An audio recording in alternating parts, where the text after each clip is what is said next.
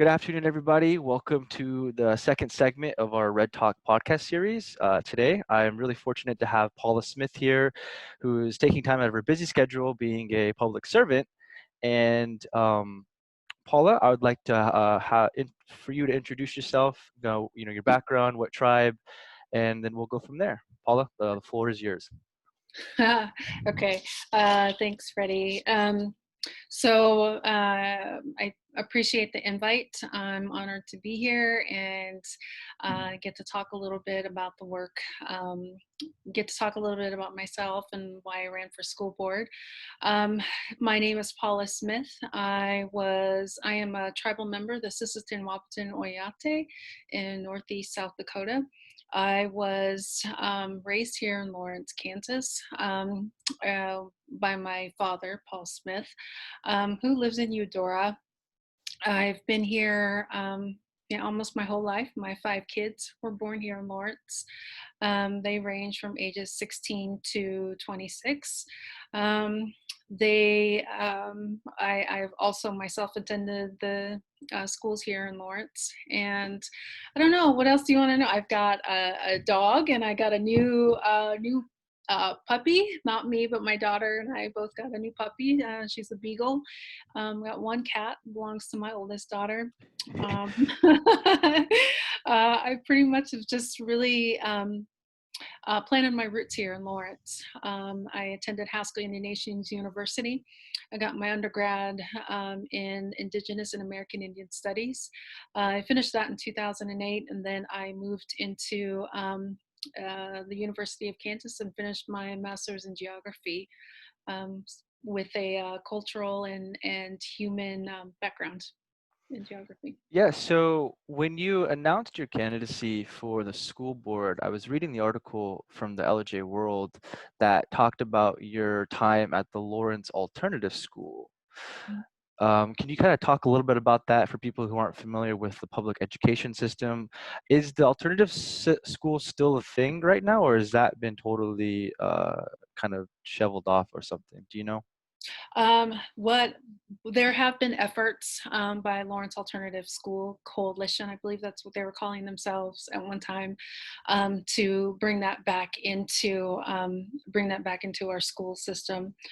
So what I know about the alternative school, being a student there, it really gave me the opportunity to do the work at my own pace.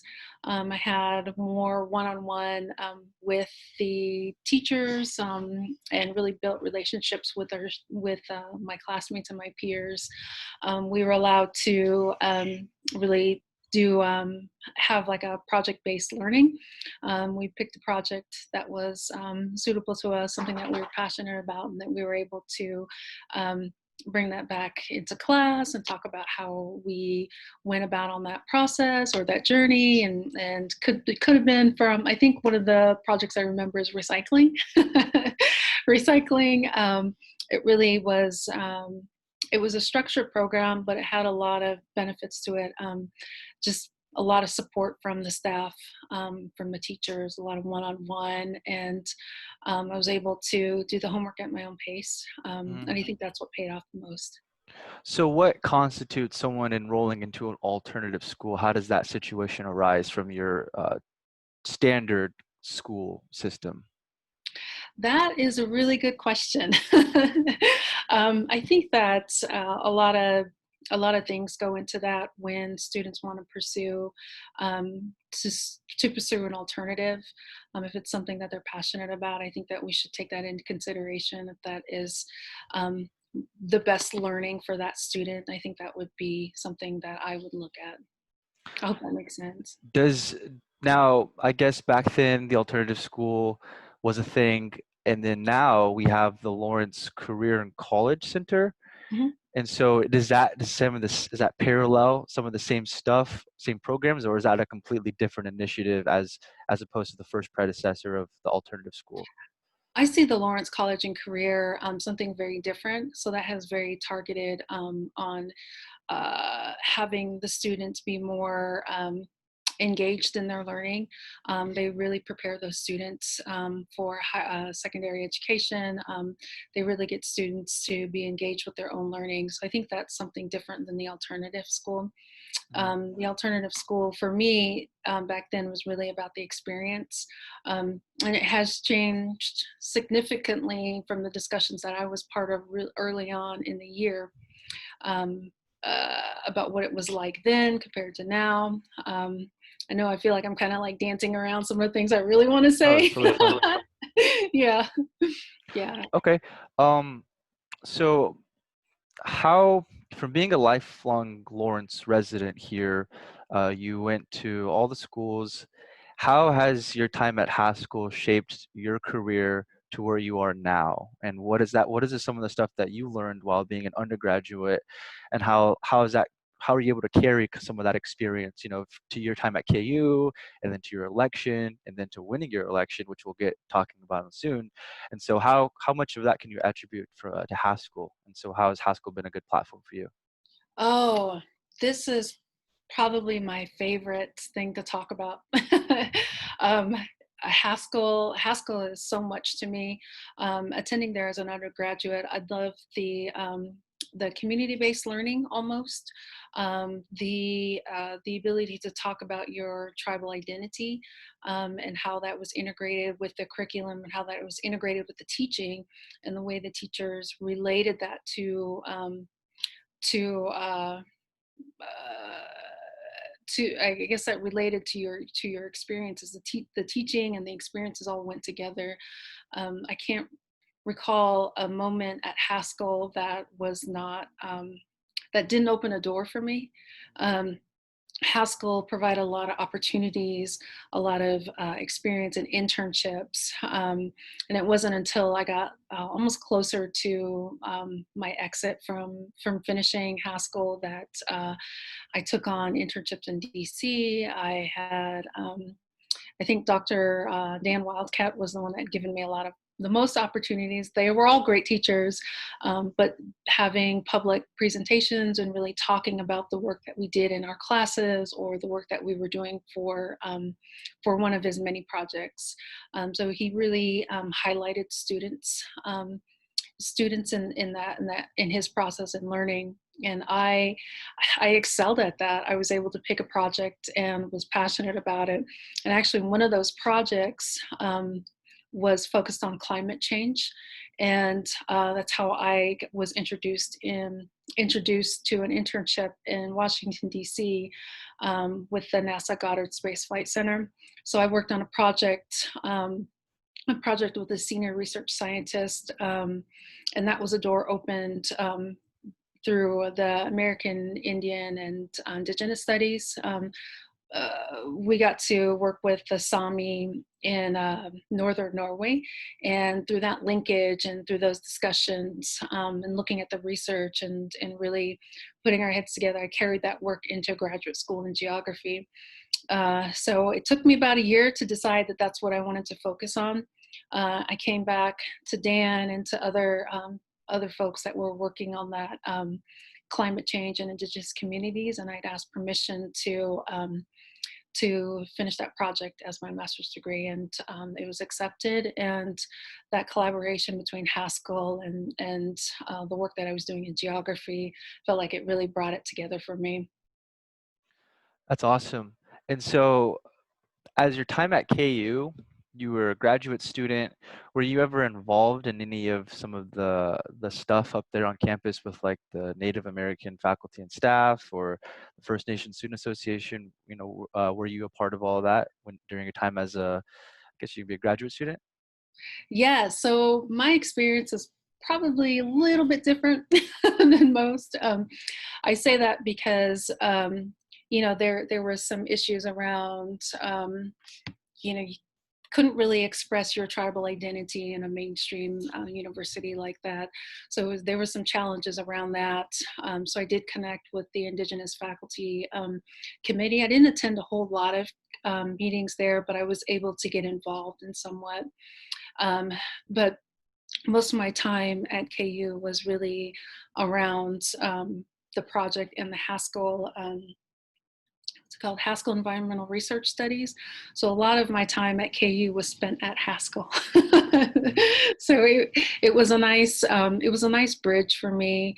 But I was able to really take what I learned at Haskell and apply that at KU. But there was many challenges around trying to be who you are in such a large Yeah. university, and when you come from Haskell, it was so close knit and people understood you. And when you go to KU, and things are very different. But it was a good learning process Def- for me. Definitely. So as we fast forward to now, you are one of two Native American women who were recently elected to the school board. Congratulations. That's actually history too, because the school board has never had a Native American, if that's correct. Mhm. And so talk about that process. What made you want to run? Because I could only imagine, if you're nervous for this, I mean, I would be heck of nervous to do public office. And so, can you kind of just go around that situation prior? What were the lingering thoughts? Who pushed you to your campaign, and before you announced, and then what was that process like when you were on the campaign trail? Um, so there's a backstory I like to talk a little bit about. So when I think it was in 2017, I was serving as a committee chair with the Native American Student Services, which is a Johnson O'Malley and Title VI funded program in our district. And that program has been there for 40 years. And I remember going to some of those meetings with my own dad growing up here in Lawrence. And when when I started attending those meetings as a parent of students in the district, I was elected into that committee chair role in 2017. So I'd spent 2 years.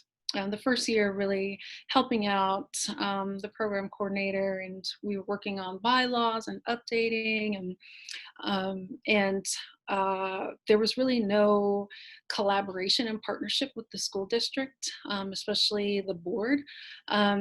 So I went to then the board president, and we started having conversations about Native American Student Services, and we need to be having discussions and collaborating.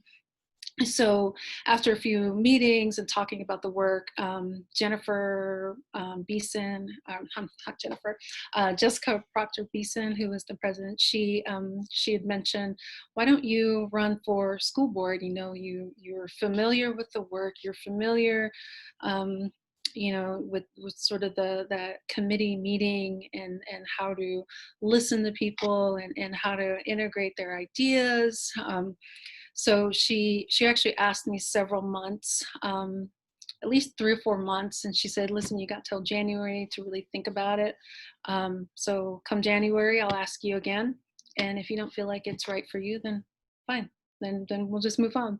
So come January, February, she came back and she asked me again, and she said, "I'm still interested in seeing you run. I'd be happy to do what I can to help you and kind of navigate you." And um, I was sitting on the county steps on Mass Street, and I had my piece of paper. I had all the information I needed, and I had asked myself, "Why am I doing this?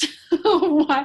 Why?" And I was really, I was shaking. I've never done anything like this because you really have to. Be vulnerable a little bit in these kinds of things, and you really have to talk about your story, talk about where you've been, talk about who you are.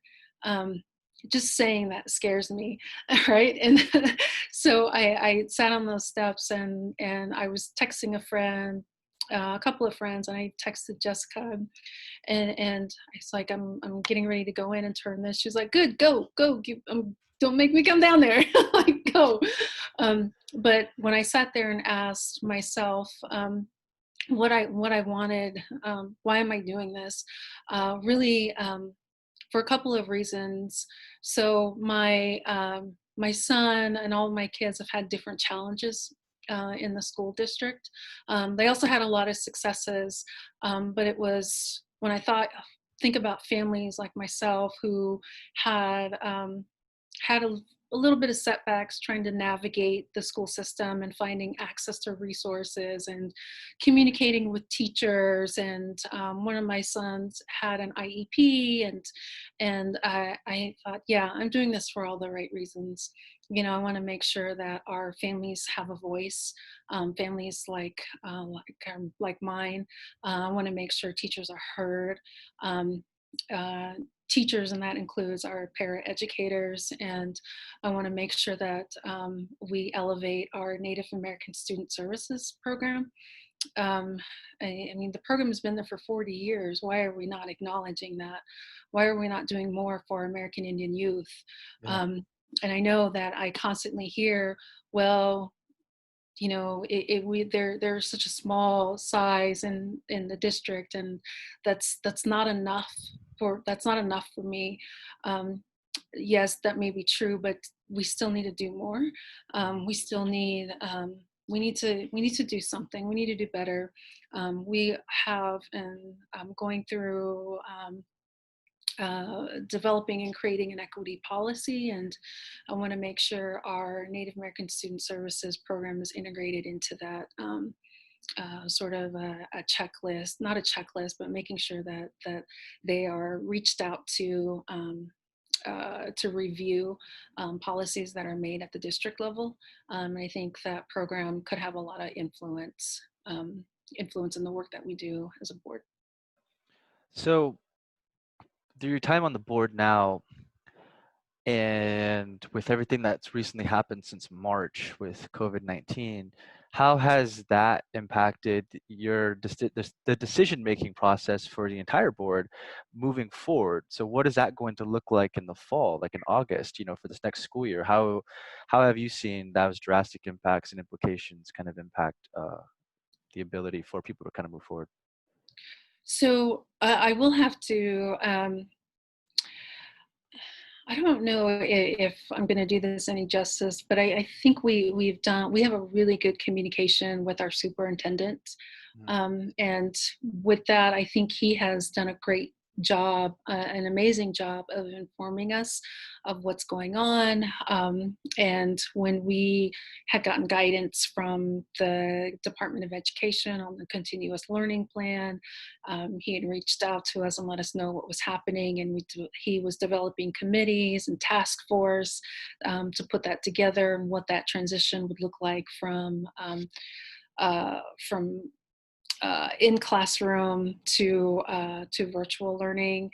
And we gave ourselves grace. We gave that this was all new to us. We're all learning as we're going. We're trying to stay ahead. And I don't think it's exactly what we wanted it to look like. But I think that for the most part, our district was, they had it, they got it. I think they did a good, excellent job on getting us there where we needed to be. I'm not going to say that this is, we're not there yet. We, Yeah. we still have planning to do for the fall. Um, and, we have a task force that will be working on that, should be working on it by now, to get to the board. And then we will see the implementation in August. Yeah, it's all pretty crazy because everybody, I guess at this point for moving forward with COVID-19, you're either going to adapt or you're not, and you're going to falter. And I think we've seen a lot of businesses and a lot of models kind of be stagnant. And I was at the cusp of that really because, we were primarily an event planning business. And so I had to really shift our focus to be like, oh, powwows and large gatherings. That's, people are going to be a lot of apprehension towards that, especially with the elder population. And so, it kind of makes me, like a little sad because tomorrow was supposed to kick off our powwow, but, Yeah. things happen for a reason too. And so, I think that's very interesting, kind of looking at the priorities moving forward. And so, how long do you plan on sticking with it, as a board member? Are you going to continue, keep it up? Is there a term limit for Mhm. people on the board or, okay, Yeah. so what does that whole look like then? Like, It's 4 years. okay, dang. So yeah, so I do plan on sticking with Yeah. it. So uh, after the 4 years, I guess, So this is your first year, so you got 3 more years, man. Because it's just kind of crazy because you don't know what's gonna happen the next year. You know Exactly. what I mean? Yeah. And so Yeah. that's awesome. So I understand that some of your priorities are to kind of help uplift Native voices. The segment of this podcast is called "Our Voices Will Be Heard," Mhm. and I think you're doing such a great job of that. And so, talking about that opportunity and being from Lawrence, from your perspective, now being in public office now, what could you tell people, who are interested, in moving to Lawrence or, coming, getting their kids here? We just had, with the announcement of Christina Haswood, who's announcing, for the Kansas House, which is amazing. And, she's a product of Haskell, product of the public education system for Billy Mills down forward. And so, like, what could you kind of say to people who are watching this? Because, my whole mantra is making Lawrence a destination driver. Providing that, hey, this city's got the resources. I mean, once they wake up, they will understand that, some of the best um, assets are living here already. It's just severely underutilized. We have over 4,100 self-identified Native Americans that live here. That number is either changed a little bit now. We'll know after the end of the census, but that's what it was back in 2010. From all zip codes. And so, from your perspective, your experience, you raising, children here in Lawrence, some my age, and so the thing is that how has Lawrence, been a part of your identity, and what could you kind of tell people who are watching this, about this community that won't know because they're looking out from the outside? That's Freddie, that's really good. That's a really good question. Honestly, what I would say to folks who are kind of debating or battling whether to move here to Lawrence or not, I would say bring them. I mean, we're a great community. We have Haskell Indian Nations University. So if you want that sense of community, we have those pockets everywhere in Lawrence and in Douglas County. We have resources. We have a community that cares about each other. We have even at the city and county level where they're working on working on equity and access and helping families, elevating families to where they need to be. I would say come. It's you won't regret it. You really will not regret it. We have so many resources here. Some that still we could publish a little bit more often. Yeah. But we've got great things going on here. We have a great district. We've got, really, if you see an issue, and I think our city and county officials are open to hearing that, Mhm. especially to our American Indian youth students. We have Native American Student Services. We have uh, Frida Gibb, who did the charting your course. Yeah. I did bring that up in a school board meeting not that long ago too, and talked about that. Talked about our efforts and talked about the Kansas Association of Native American Education. That association here exists, so there are ways to get involved. If you don't, and please feel free to reach out to me, and I'd be happy to kind of help and navigate that. We have 4 tribes here in the state of Kansas who are all doing work, not just within their home communities, but across the state. So we have a lot of resources here that will help Native communities that want to come in, or Native people that want to come in into Lawrence. Yeah, and I tell people, speaking back to the Lawrence Career and College Center, uh, you don't have to be a student, to attend that, do you? You just Mhm. can, anybody from any age, correct, can go and participate. And Yeah. so from that perspective and that, situation, could that be a tool utilized as a recruitment factor to bring Native Americans to want to come here? And so, Absolutely. and if that's the case, then what would it take though, from your perspective and your experience on that being a thing? Oh, that makes me think of my older kids, what it takes to bring them in. To I think it's really just talking about what the potential, the potential of Lawrence could have on an individual, on their family. Um, I recently seen Facebook groups that pop up that have that support for Native communities here in Lawrence. There's that too. So I would definitely talk about that. And we have access to resources. We can help you navigate and hear about the costs, what it takes, time commitment. Um, to really get integrated into Lawrence and in that college and career path too. Yeah, and then also about Native American Student Services, the program you said has been here for 40 years, Mhm. and I know they've kind of shifted around offices quite a bit within the past decade. I Yeah. remember when my aunt used to run it, they were back in the annex building in Lawrence High School, and then now it went to the Adult Learning Center, the virtual school, and I think they even moved from that place, correct? Is Yeah. it getting smaller, sort of?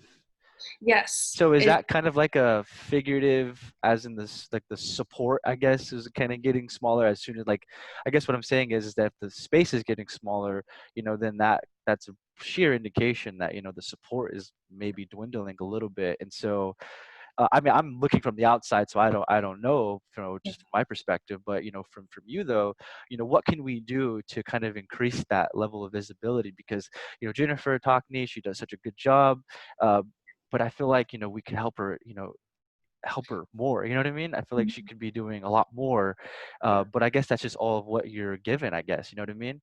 So from that perspective, what do you think? What is needed? To kind of really increase that program. For us to kind of really understand, hey, we have something here, and let's work with it instead of cutting it. Right. So I would agree that the spaces have shrunk, but being so close to the Center for Great Futures and being in that college and um, career center, I think it's a real opportunity for Native students to walk in and get that feel of what it's to take those classes uh, as as a student and someone who, if the traditional college path is not for you, that you can get a certificate. And so I think they would have that opportunity to feel that experience there where Native American students is at. But also the Center for Great Futures is also right next door. So there's opportunity to collaborate, which I think is what is needed. Definitely build stronger partnerships with that Center for Great Futures, with our district, and I think that would help elevate the program a lot more to where it needs to be. Um, I, I can't stress enough how important it is to have those collaborative partnerships. We can't continue to work in our silos, and I think with what has happened with the pandemic, that has really shown that we can't operate like that anymore. We need to Yeah. expand, and that program has so much potential for expansion. So much. Yeah. Yeah, it's really interesting. There's a lot of stuff that has potential. You know what I mean? Like I always dream of this city becoming like a native Silicon Valley, basically. Where businesses are wanting to come here, to support Haskell, to do whatever satellite offices, you name it. Something like the Research Triangle Park in North Carolina, how they Yeah. have all those three universities and all those businesses and government agencies are invested heavily in there because it's an innovation hub. I mean, that could easily be this place. We have so many buildings that just sit empty. All like vacant, but there's no recruitment effort, and I don't know what we're waiting for. And so that kind of goes on all tiers. So that's pretty interesting to think about. Yeah. Um, so moving on, what is Paula Smith? How have you personally been able to adapt during this pandemic? What have you seen, that's changing your routine, in your career right now? Because you're not a board member 24. Well, you are a board member 24/7, but for your time though, you're also a mom. You work, and so how has that impacted your daily routine and schedule? Uh, it has significantly. I won't lie that I've had a little bit of anxiety of going out and being in the public, um, but I've taken a lot of steps to really kind of come out of that slowly. Still working on that, but I've been able to adjust virtually pretty well. Uh, I don't. Well, adjusting virtually pretty well, working from home now almost 3 months. Today was my first day back in the office, which was good, and it was healthy to get out and talk to other folks besides work virtually, and it's different. It was still kind of I was really hesitant on getting out, but I did it. I'm proud of myself.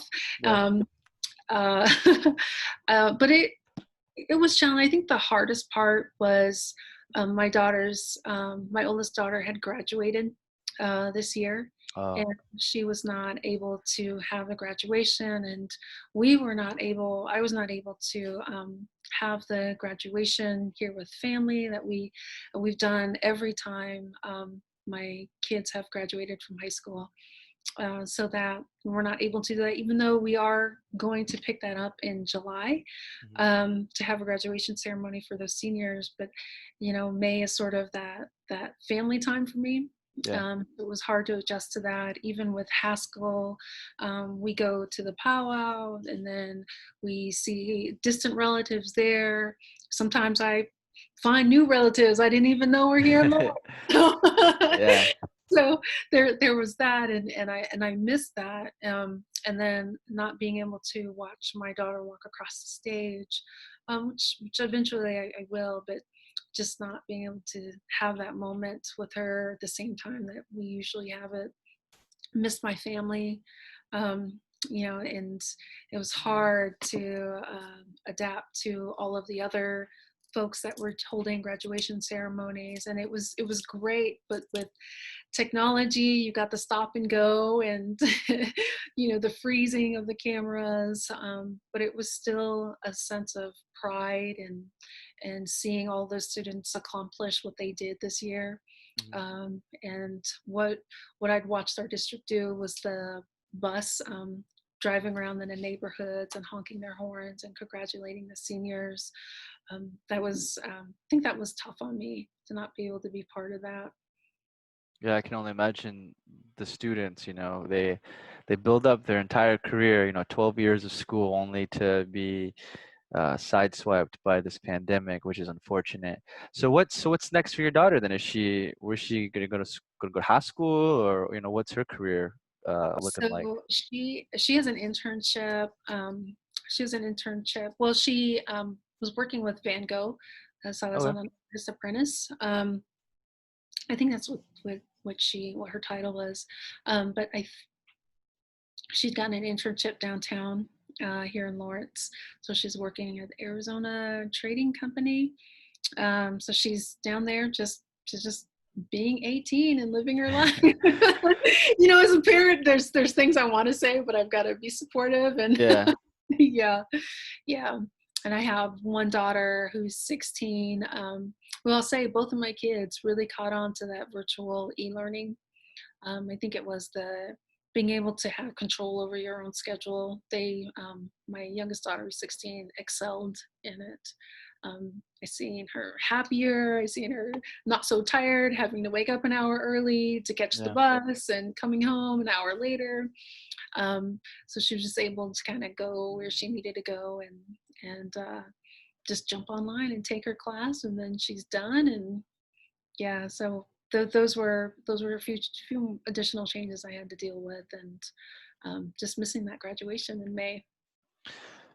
So as everything starts to kind of come to, I mean, we're kind of at the not the tail end. Everything's are kind of slowly waning down with, the Governor Kelly. She's doing her phase out plan. Today marks the day where 45 people, 45 or more, no, 45 and plus, I think, are allowed, and there's more businesses that are slowly reopening.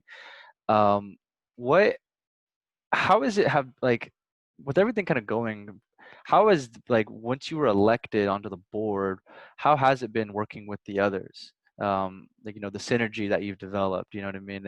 And what are the priorities, as a collective whole? Because you can have your priorities, and everybody else can have their own set of individual ideas. But how has you guys, from your meetings that you've been coming together, so what does the future of Lawrence's education look like, I guess? Stuff that you're willing to tell, that's not classified, you know what I mean? So, That's a really good question. So working with the board, I think we have these meetings, um, sometimes one on one. We're still getting to know each other, and just during just I'm still new. I'm still new, still learning myself. But we have collectively we've all really focused in on our strategic plan, which is our strategic plan that guides us in our decision making and how we do things. So I think for all of us, we are all on the same page for that, and we have a great communication with each other. Uh, we we'll kind of dig deeper when we do that board retreat next month, I think in July, where we missed it, I think about a month and a half ago, and then we rescheduled to July. So we'll get to know more about each other, about our backgrounds. um, there's a lot more I could say about my background and my kids' background that maybe at another time we'll get to kind of dig deeper on some of the issues, and not with just them, but things that have happened in our district. But yeah, but collectively, the strategic plan is something that we're continuing to work on and work towards. Nice. So as we wrap it up, I just wanted to thank you once again for taking time out of your busy schedule to sit down and talk with, basically just kind of give a preview of what it's like.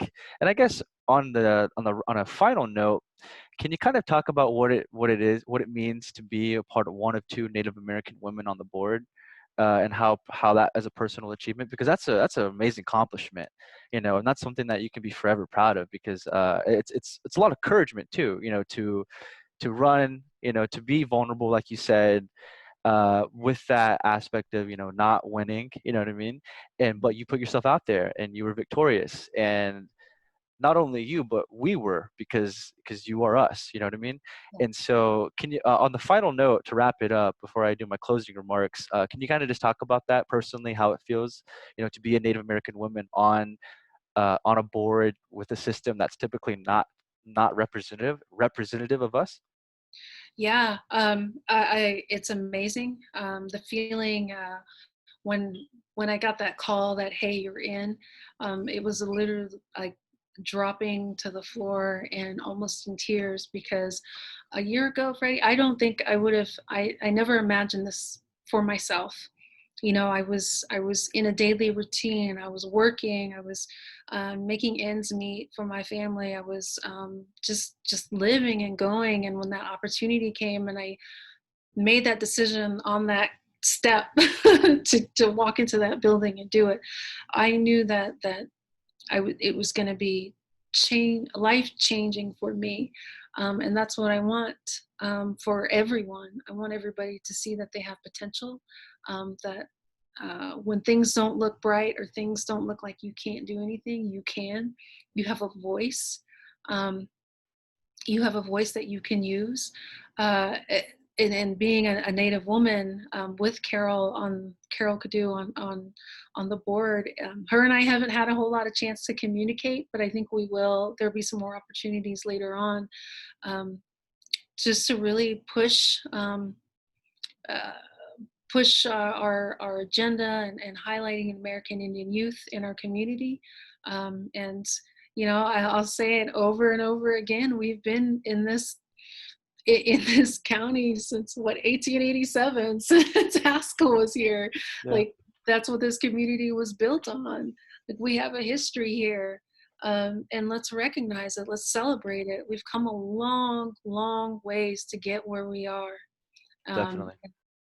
I don't see any Native person going a different direction but forward. And we did it. Everybody can do it. I have big dreams for Christina to get where she needs to be. I think it's opened doors for a lot of Native people to get in and run for seats, and I hope it continues. Yeah, that's a good point, to make, because we can only go up from here. You know what I mean? I Mhm. know we had a setback at Haskell that was really disappointing, but looking back now, like you said, we can only go up. And I think that's amazing because you are setting the bar higher, for us Native Americans here, with my mom getting her doctorate, to Christina running, to you being on the board. It's an amazing feat, and I think we should be forever proud of that. But I think that's what really makes Lawrence unique, and I Yeah. really think that that's what provides this community as the platform. Because I don't know if anybody else can do it anywhere. You know what I mean? Like other than an area that has a centrally odd amount of Native Americans that equal the amount like total enrollment as we're just as big as the Winnebago tribe, but that's in terms of enrollment though. And so I think that, people don't really put that in perspective because when I say, yeah, we're a Native community, in some federal legislation, they don't classify us as that because we're not a Yeah. reservation. But I was like, but we have our own IHS. You know what I mean? We have our own stuff. Exactly. But it's just like, what are we doing?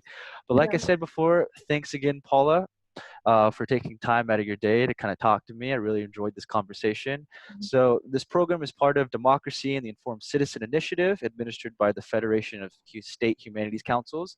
This initiative seeks to deepen the public's knowledge and appreciation of the vital connection between democracy, the humanities, journalism, and informed citizenry. We like to thank the Andrew Mellon Foundation for their generous support for this initiative and the Pulitzer Prize for the partnership, along with many moccasins in Humanities, Kansas. So stay cool. I'll see you, hopefully in person sometime, after all this wraps up. But like I said before, thank you so much for taking time, and I really appreciate talking to you. Well, I appreciate the invite, Brady. And no problem. Take care. Yeah, you too.